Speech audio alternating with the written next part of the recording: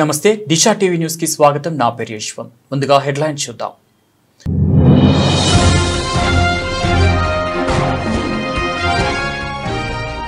సురవరం సుధాకర్ రెడ్డి పార్థివ దేహానికి నివాళులు సీఎం రేవంత్ రెడ్డి.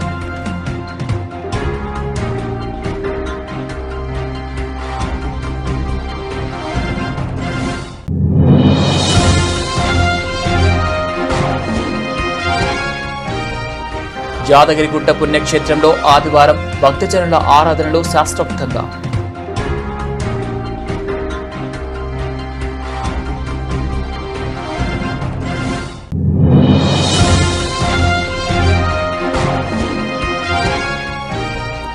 స్వర్గీయ సురవరం సుధాకర్ రెడ్డికి నివాళులర్పించిన అనంతరం మీడియాతో మాట్లాడిన ఉప ముఖ్యమంత్రి బట్టి విక్రమార్క.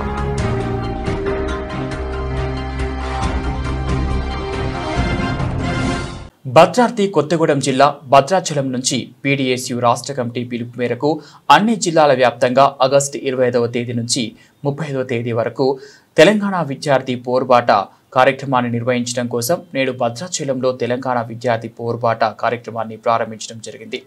విద్యార్థులు ఎదుర్కొంటున్న సమస్యలను వెలికితీసి ప్రభుత్వం దృష్టికి తీసుకువెళ్లడానికి ఈ జీపు జాత కార్యక్రమం ప్రారంభిస్తున్నట్లు పీడీఎస్యు భద్రాచలం డివిజన్ కార్యదర్శి మునిగల శివప్రసాద్ తెలియజేశారు. ఈ కార్యక్రమంలో పీడీఎస్యు భద్రాచలం డివిజన్ అధ్యక్షులు రామ్ చరణ్, డివిజన్ నాయకులు పవన్ కళ్యాణ్, ఓసు శ్రావణి, ముఖ్య మణిభార్గవి, గూగుల్ విష్ణువర్ధన్, షేక్ అబ్దుల్ ఘనీ, గండిపల్లి సంధ్య తదితరులు పాల్గొన్నారు.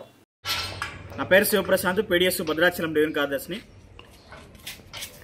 నేడు నుండి పీడీఎస్యు విద్యారంగ సమస్యల పరిష్కారానికై తెలంగాణ విద్యార్థి పోరుబాట జీబ్జేత చెర్లలో కాబోతా ఉంది. ఈ విద్యారంగ సమస్యల పరిష్కారం కావాలని, విద్యారంగంలో పడుతున్నటువంటి విద్యార్థులు పడుతున్నటువంటి కష్టాలని, బాధల్ని మొత్తాన్ని పంచుకోవడం కోసం పీడీఎస్యు విద్యార్థి సంఘం జిల్లా నాయకత్వం, రాష్ట్ర నాయకత్వం మొత్తం కూడా ఈరోజు ఉన్నటువంటి ప్రభుత్వ హాస్టల్స్, కాలేజీలు, అట్లాగే గురుకులాలు, దానికి సంబంధించినటువంటి ప్రైవేట్ విద్యా సంస్థలు మొత్తాన్ని కూడా ఈరోజు హాస్టళ్లలోకి వెళ్లి సంవత్సరం వాళ్ళు పడుతున్నటువంటి బాధను మొత్తాన్ని కూడా అధ్యయనం చేసి ఈరోజు మొత్తం రాష్ట్ర ప్రభుత్వానికి అందజేయడానికి ఒక పెద్ద యాత్ర రాష్ట్ర వ్యాప్తంగా నిర్వహించుకోబోతా ఉన్నాం. దీనికి అనుగుణంగా భద్రాద్రి కొత్తగూడెం జిల్లా సంబంధించిన దాని యాత్ర చెర్ల మండలంలో జూనియర్ కళాశాలలో ప్రారంభం అవుతా ఉంది. దీని ముఖ్య అతిథిగా పీడీఎస్యు రాష్ట్ర అధ్యక్షుడు కాంపాటి పృథ్వీ గారు రాబోతా ఉన్నారు. ఈ రాష్ట్రంలో ఉన్నటువంటి విద్యారంగ సమస్యల్ని, అట్లాగే రాష్ట్ర కాంగ్రెస్ ప్రభుత్వం, అట్లాగే బీఆర్ఎస్ ప్రభుత్వం చేసినటువంటి తప్పుడు విధానాలను ఎండగట్టడం కోసం ఈరోజు యాత్ర నిర్వహిస్తా ఉన్నాం. కాబట్టి యాత్రను జయప్రదం చేయాలని చెప్పేసి విద్యార్థుల్ని, మేధావుల్ని, అట్లాగే సంబంధించినటువంటి అధికారులను కూడా మేము విజ్ఞప్తి చేస్తా ఉన్నాం.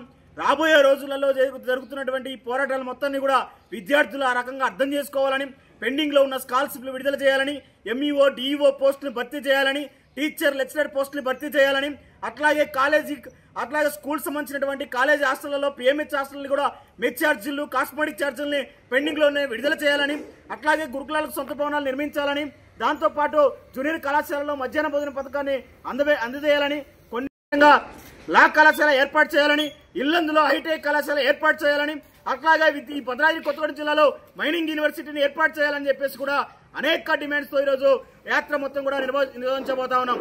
కాబట్టి ఈ యాత్రను జయప్రదం చేయాలని చెప్పేసి కూడా ప్రజలకి సంబంధించినటువంటి మేధావులకి అందరికీ కూడా విజ్ఞప్తి చేస్తా ఉన్నాం. యాదగిరిగుట్ట మండలం మల్లాపురం గ్రామంలో 60 సంవత్సరాల క్రితం రక్షిత కౌలు చట్టం ద్వారా సంక్రమించిన 47 ఎకరాల భూమిని తమకు సమాచారం లేకుండా అదే గ్రామానికి చెందిన కొంతమంది రియల్ ఎస్టేట్ దళారులు ఫోర్జరీ సంతకాలు చేసి ప్రైవేట్ కంపెనీకి విక్రయించినట్లు బాధితులు ఆందోళన వ్యక్తం చేశారు.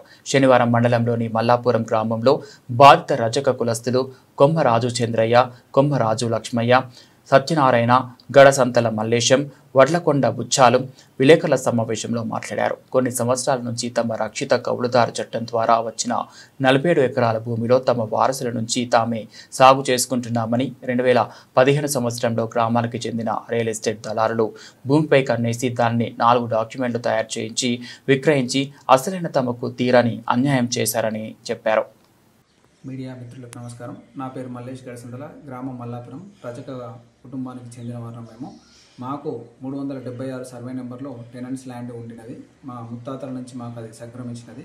అది 2015వ సంవత్సరంలో ఒక 3 డాక్యుమెంట్ లాగా క్రియేట్ చేసి 4 డాక్యుమెంట్ లాగా క్రియేట్ చేసి దాన్ని కొంతమంది అమ్ముకోవడం జరిగింది.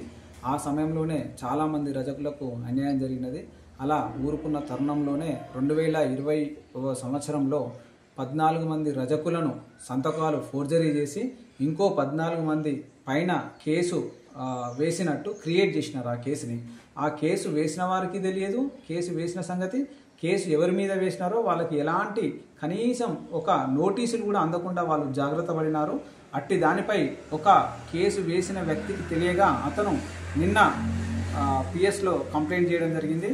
సార్, నేను ఒక 78 సంవత్సరాలు గల వ్యక్తి, ఆయన పిఎస్కి ధైర్యంగా వచ్చి నా ఫలానా కేసులో నన్ను దాంట్లో కేసు వేసినట్టు సృష్టీకరించినారు, నా సంతకాన్ని ఫోర్జరీ చేసి కేసు వేసినారు, ఈ కేసులో నాకు ఎలాంటి సంబంధం లేదు అని పిఎస్లో కంప్లైంట్ చేయడం జరిగింది.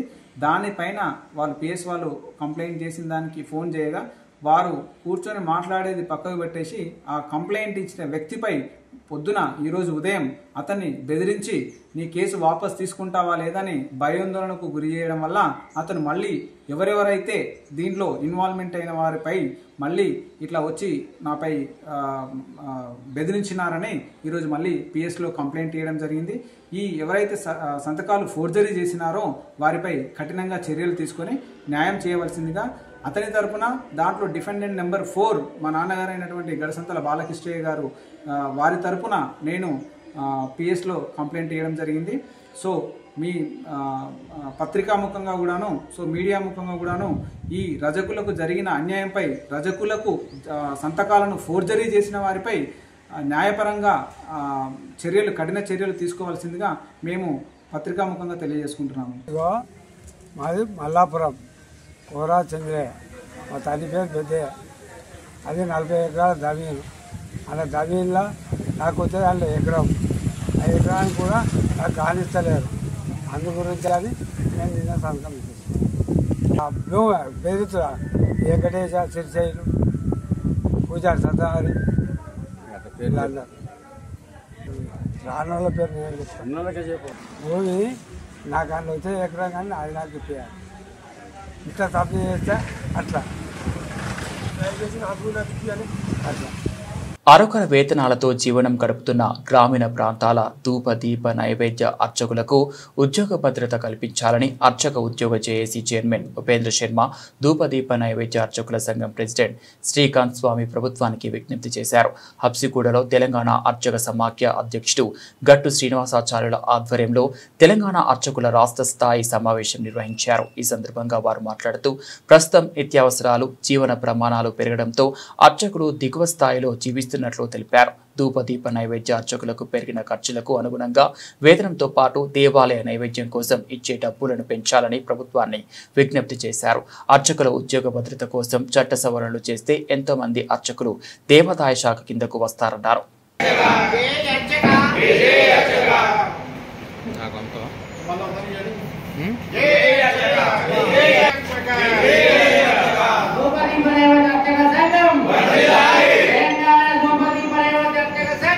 ముఖ్యంగా గ్రామీణ ప్రాంతాల్లో పనిచేస్తున్నటువంటి ధూపదీప నైవేద్య అర్చకులకు న్యాయం జరగాలి.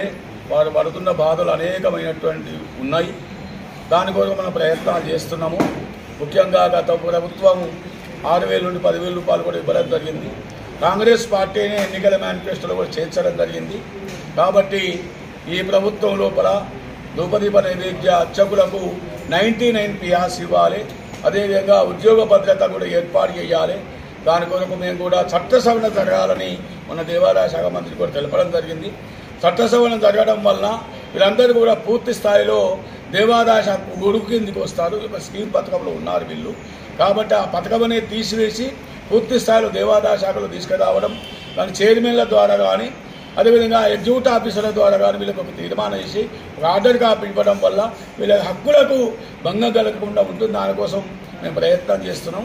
తెలంగాణ అర్చక సమాఖ్య పక్షాన మేమందరం కూడా ఆ ప్రయత్నంలో ఉంటామని చెప్పేసి తెలియజేస్తున్నాము. కాబట్టి దీని కొరకు కూడా అన్ని సంఘాల వారు ఎన్ని సంఘాలు ఉన్నా కూడా సమస్య ఒకటే. కాబట్టి విషయాలన్నీ కూడా మా దేవాదాయ శాఖ మంత్రి కొండా సురేఖ గారి దృష్టికి, అదేవిధంగా రాష్ట్ర ముఖ్యమంత్రి విద్యార్థి దశ నుంచి చివరి శ్వాస వరకు విలువలకు కట్టుబడి జీవించిన మహనీయుడు గొప్ప కామ్రేడ్ సురవరం సుధాకర్ రెడ్డికి లాల్ సలాం శోకతప్త హృదయంతో వారి ఆత్మకు శాంతి కలగాలని భగవంతుని ప్రార్థిస్తున్నాను. ఏఐఎస్ఎఫ్ విద్యార్థి సంఘం నుంచి సిపిఐ జాతీయ కార్యదర్శిగా 3 సార్లు పనిచేయడం అంటే ఎంతటి నిబద్ధత, క్రమశిక్షణ, పట్టుదల ఉంటేనే సాధ్యం. సుధాకర్ రెడ్డి చిన్ననాటి నుంచే ప్రజల జీవన స్థితిగతుల్లో మార్పు రావాలని ఆకాంక్షించారు. సిపిఐలో కీలక నేతగా ఉన్నప్పటికీ అధికార పక్ష నేతలతో సంప్రదింపులు జరిపి ప్రజల కోసం పనిచేసేవారు.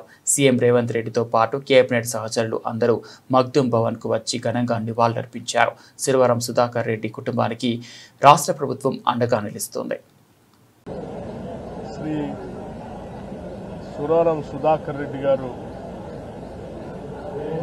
ఈరోజు మనందరి నుంచి దూరం అయినటువంటి ఈ పరిస్థితుల్లో శోకతత్వ హృదయంతో వారికి ఘనమైనటువంటి నివాళులు అర్పించడమే కాకుండా వారి ఆత్మకి శాంతి చేకూరాలని భగవంతుని ప్రార్థిస్తూ ఉన్నాము.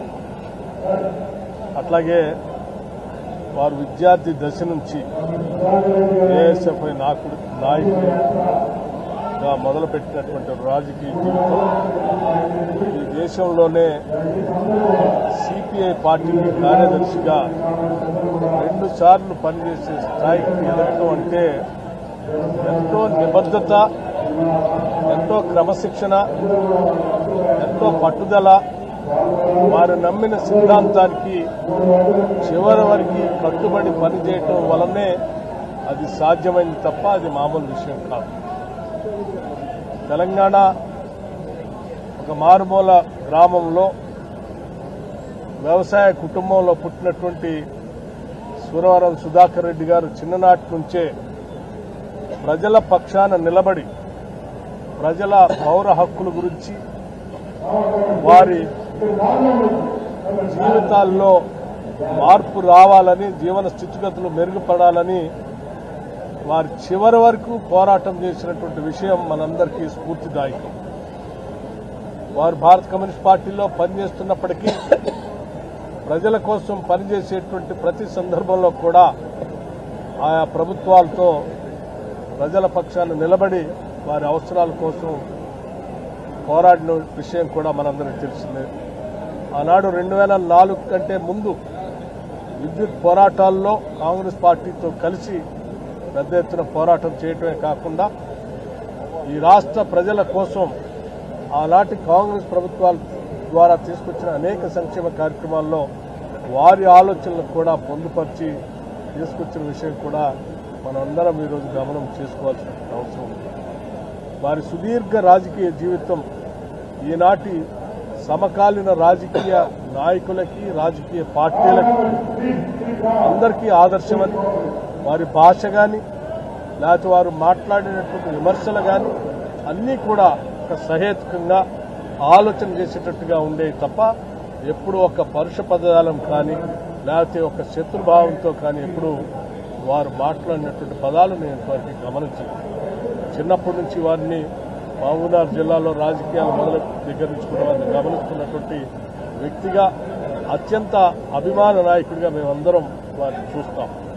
అటువంటి సురవరం సుధాకర్ రెడ్డి గారు వారి అంతిమ పార్థివ దేహానికి నివాళులు అర్పించడం కోసం ఈరోజు ప్రభుత్వం తరఫున రాష్ట్ర ముఖ్యమంత్రి రేవంత్ రెడ్డి గారు, యావత్ కేబినెట్ మొత్తం కూడా నిన్న తీర్మానం చేసి సంతాపం తెలియజెప్పే కాకుండా ప్రత్యక్షంగా ఇక్కడ మగ్దుం భవన్కి వచ్చి కూడా వారిపైన ఉన్నటువంటి అపారమైనటువంటి గౌరవం చూపించాలనేటువంటి ఆలోచనతో ప్రభుత్వ అధికారుల అంచనాలతో చేయటమే కాకుండా అందరం వచ్చి వారికి ఘనమైన నివాళులు అర్పిస్తున్నాం. అంతిమంగా అటువంటి ఒక గొప్ప నాయకుడిని కోల్పోయినందుకు తెలంగాణ రాష్ట్రం అందరూ కూడా అన్ని రాజకీయ పార్టీలకు అతీతంగా అందరూ బాధపడవలసినటువంటి పరిస్థితులు ఈరోజు ఉన్నాం. అంతిమంగా ఘనమైనటువంటి గొప్ప కామ్రేడ్ ఈరోజు రాష్ట్రంలో మనందరి నుంచి దూరమయ్యారు. అటువంటి ఘనమైన కామ్రేడ్కి చివరిగా లాల్ సలాం అని చెప్పి వారికి నివాళులు అర్పిస్తూ వారి ఆత్మకి శాంతి చేకూరాలని, వారి కుటుంబానికి ఈ రాజకీయ పార్టీలు కానీ ప్రజాస్వామ్య విలువలు కలిగినటువంటి అందరం అండగా ఉంటామని, వారు ప్రత్యేకంగా సిపిఐ పార్టీకి కూడా మేము ప్రత్యేకంగా వారు కోల్పోయిన లోటుని వారికి కూడా సాధిస్తాం. జోహార్ కామ్రేడ్ సుధాకర్ రెడ్డి గారికి. పంచనారసింహులు కొలువై ఉన్న యాదగిరిగుట్ట పుణ్యక్షేత్రంలో ఆదివారం భక్తజనుల ఆరాధనలు శాస్త్రోక్తంగా కొనసాగాయి. ఆదివారం సెలవు రోజు కావడంతో యాదాద్రి శ్రీ లక్ష్మీ నరసింహస్వామి ఆలయంలో పెరిగిన భక్తుల రద్దీ పెరిగింది. ఉదయం నుంచే తమ కుటుంబ సభ్యులతో క్యూలైన్లలో బారులు తీరిన భక్తుల రద్దీ అధికంగా ఉండటంతో ఆలయ మాడవీధులు, కళ్యాణకట్ట, పుష్కరిణి, వ్రతమండపం, వాహనాల పార్కింగ్, ఘాట్ రోడ్ పరిసరాలు భక్తులతో కిటకిటలాడుతున్నాయి. ధర్మదర్శనం 2 గంటల సమయం, ప్రత్యేక ప్రవేశ దర్శనం 2 గంటల సమయం పడుతోంది. శ్రీ సత్యనారాయణ స్వామి వ్రతాలు నిర్వహించి మొక్కులు తీర్చుకున్నారు.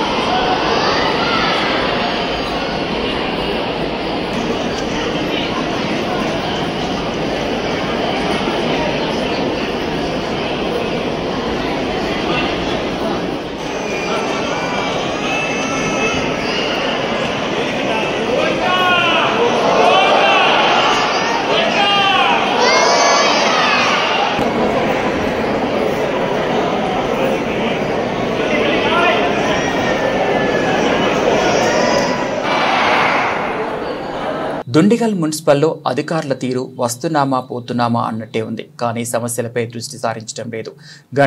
గండి మైసమ్మలో రోడ్డు ఉన్నా నడవలేని దుస్థితిలో బావర్చి గల్లీ, శంకర్ నగర్ కాలనీ అధ్వానంగా మారింది.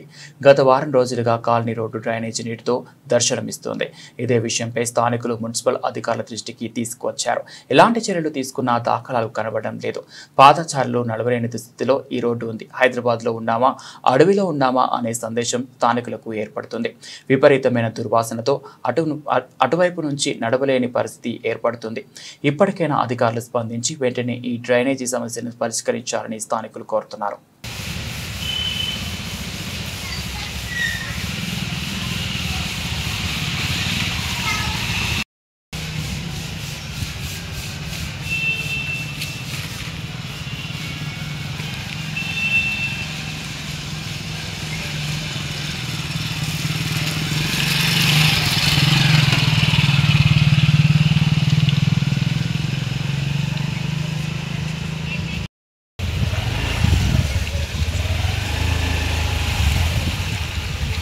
ఇబ్బంది పడేది ఫోటో కొట్టారు.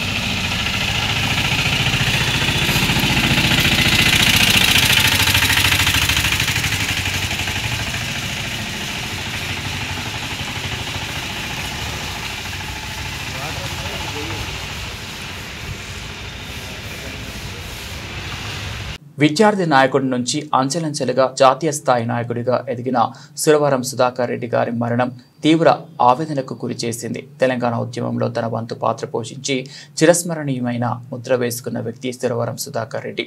ప్రత్యేక తెలంగాణ కోసం ఆనాడు కేంద్ర ప్రభుత్వం ఏర్పాటు చేసిన కమిటీకి ముందుకు వచ్చి మద్దతు తెలిపి మాతో నడిచిన వ్యక్తి కామ్రేడ్ సురవరం సుధాకర్ రెడ్డి. సురవరం సుధాకర్ రెడ్డి లేని రోడ్డు తీర్చలేనిది. వారి కుటుంబ సభ్యులకు, కమ్యూనిస్టు పార్టీకి, ప్రజా ఉద్యమాలు చేసిన వారికి మా నాయకుడి తరపున, మా పార్టీ తరపున ప్రగాఢ సానుభూతిని తెలియజేస్తున్నాం. కేటీఆర్. విద్యార్థి ఉద్యమాల నుండి రాష్ట్ర స్థాయి నుండి తదనంతరం జాతీయ స్థాయిలో కమ్యూనిస్ట్ పార్టీకి ప్రధాన కార్యదర్శిగా ఎదిగిన ప్రజానాయకులు ఎన్నో విప్లవోద్యమాల్లో, ఎన్నో ప్రజా ఉద్యమాల్లో, ఎన్నో కార్మిక ఉద్యమాల్లో, తెలంగాణ ఉద్యమంలో తన వంతు పాత్ర పోషించి చిరస్మరణీయమైన ముద్ర వేసుకున్న మహనీయులు పెద్దలు సురవరం సుధాకర్ రెడ్డి గారి మరణం మా అందరినీ కూడా తీవ్రమైన ఆవేదనకు, తీవ్రమైన దిగ్భ్రాంతికి గురిచేసింది. వారు అంచెలంచెలుగా ఒక విద్యార్థి నాయకుడిగా తన ప్రస్థానాన్ని ప్రారంభించి ఒక జాతీయ పార్టీకి జాతీయ స్థాయిలో ప్రధాన కార్యదర్శిగా 7 ఏళ్ల పాటు బాధ్యతలు నిర్వహించడం అంటే సామాన్యమైన విషయం కాదు. నిబద్ధతతో మొదటి నుండి ప్రజల పట్ల ఒక స్పష్టమైన ప్రజా సమస్యల పట్ల ఒక స్పష్టమైన అవగాహనతో అన్ని ప్రజా సమస్యల విషయంలో కూడా క్రియాశీలంగా వ్యవహరించిన సురవరం గారు మన మధ్య లేకపోవడం అనేది ప్రజా ఉద్యమాల్లో పనిచేసిన ప్రతి ఒక్కరికి కూడా తీరని లోటు. ముఖ్యంగా తెలంగాణ ఉద్యమానికి సంబంధించిన మాట మాట్లాడాల్సి వస్తే ఆనాడు కమ్యూనిస్ట్ పార్టీ ఆఫ్ ఇండియా ముందుకు వచ్చి పెద్దలు ప్రణబ్ ముఖర్జీ గారి కమిటీ ఆనాడు కేంద్ర ప్రభుత్వం ఏర్పాటు చేస్తే యూపీఏలో ముందుకు వచ్చి ఆనాడు కమ్యూనిస్ట్ పార్టీ ఆఫ్ ఇండియా మద్దతు తెలపడం, పార్లమెంట్ ఉభయ సభల్లో కూడా వారు మద్దతు ఇవ్వడం, మా వినోద్ గారు అదేవిధంగా మా గౌరవ పార్లమెంట్ సభ్యులందరూ ఆనాడు ప్రత్యేకంగా జాతీయ స్థాయిలో సురవరం సుధాకర్ రెడ్డి గారు కూడా ఆనాడు మాతో కలిసి నడిచిన వారు. ఆ రోజు జాతీయ స్థాయిలో వారితో పాటు కలిసి పనిచేసే ఒక అవకాశం కూడా మా పార్టీకి కలిగింది. వాళ్ళ పెద్దలు కేసీఆర్ గారు వారితో ఉన్న తన అనుభవాలను కూడా గుర్తు చేసుకుంటూ వారి తరఫున అదేవిధంగా మా పార్టీ తరఫున కూడా మరి కమ్యూనిస్ట్ పార్టీ ఆఫ్ ఇండియాకి అట్లాగే ఈ రాష్ట్రంలోని ప్రజా ఉద్యమాల్లో పాల్గొన్న ప్రతి ఒక్కరికి, వారితో పాటు ముఖ్యంగా సురవరం గారి కుటుంబం వారి శ్రీమతి విజయలక్ష్మి గారికి, వారి అబ్బాయి కపిల్ గారికి, అదేవిధంగా కమ్యూనిస్ట్ పార్టీ ఆఫ్ ఇండియా అభిమానులకి, కార్యకర్తలందరికీ కూడా మా పార్టీ తరఫున, మా పార్టీ అధ్యక్షులు కేసీఆర్ గారి తరఫున హృదయపూర్వకమైన వినమ్రమైన నివాళులర్పిస్తూ వారి లేని లోటు పూడ్చలేనిది, వారి కుటుంబానికి ఈ సందర్భంగా మనోధైర్యంతో నిబ్బరంతో ముందుకు పోవాలని మనస్ఫూర్తిగా కోరుకుంటూ వారికి మాన్యవాదాలు. సిపిఐ రాష్ట్ర కార్యాలయం మగ్దుం భవన్లో సురవరం సుధాకర్ రెడ్డి పార్థివ దేహానికి సీఎం రేవంత్ నివాళులర్పించిన రేవంత్ రెడ్డి సంతాప సందేశాన్ని వ్రాశారు. సురవరం సుధాకర్ రెడ్డి మృతి బాధాకరం. సుధాకర్ రెడ్డిది రాజీపడిని నిరారంభణ జీవితం. ఏ రోజు అహంకారాన్ని తన దరిదాపుల్లోకి రానివ్వలేదు. సుధాకర్ రెడ్డి సూచన మేరకు తెలుగు యూనివర్సిటీకి సురవరం ప్రతాప్ రెడ్డి పేరు పెట్టాం. సురవరం సుధాకర్ రెడ్డిని కూడా అందరూ గుర్తుంచుకునే విధంగా ఏదైనా ఒక కార్యాచరణ చేస్తాం. సీఎం రేవంత్ రెడ్డి. लाल सलाम लाल सलाम इदे मा लाल. ఒడిశాలోని డుడుమా జలపాతం అందాలను వీడియో తీస్తూ ఒక యూట్యూబర్ ప్రాణాలు కోల్పోయాడు. వీడియో కోసం ఫోన్ చేతిలో పట్టుకొని నీటిలోకి వెళ్ళగా ఒక్కసారిగా నీటి ప్రవాహం పెరిగింది. ప్రవాహంలో చిక్కుకుపోయిన అతన్ని కాపాడడానికి స్నేహితులు ప్రయత్నించినప్పటికీ ప్రవాహం మరింత పెరిగి కొట్టుకుపోయాడు. కళ్ళ ముందే ఈ ఘటన జరగడంతో స్నేహితులు కన్నీటి పర్యంతమయ్యారు.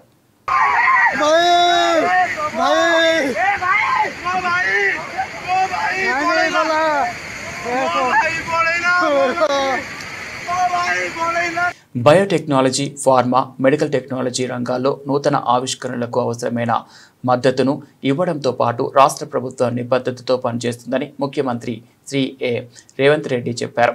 హైదరాబాద్ ఏఐజీ హాస్పిటల్ ఆధ్వర్యంలో జరిగిన Asia Pacific biodesign innovation summit 2025లో ముఖ్యమంత్రి పాల్గొన్నారు. ఈ వేదికగా innovation of Bharat the biodesign blue ప్రింట్ను ఆవిష్కరించారు. ఈ సమ్మిట్లో AIG hospital chairman doctor T Nageshwar Reddy, biodesign innovation summit chairman doctor Rajesh Kalapalagaram, hospital director doctor G V Rao, Stanford biodesign Stanford university director doctor Anurag Mairal గారితో పాటు వైద్య పరిశోధన రంగంలో వివిధ దేశాలకు చెందిన వైద్య నిపుణులు పాల్గొన్నారు. బులెటిన్ ముగించే ముందు హెడ్లైన్స్ మరోసారి.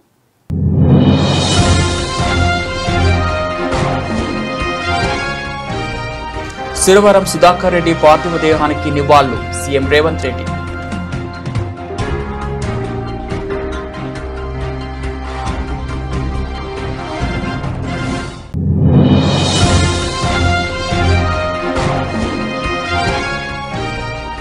యాదగిరిగుట్ట పుణ్యక్షేత్రంలో ఆదివారం భక్తజనుల ఆరాధనలు శాస్త్రోక్తంగా.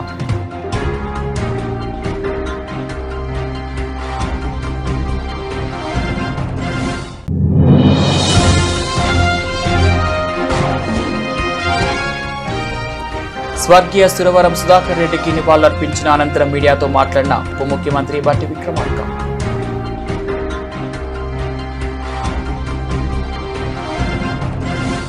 ఇవి బులెటిన్ అప్డేట్స్. మరో బులెటిన్లో మళ్ళీ కలుద్దాం.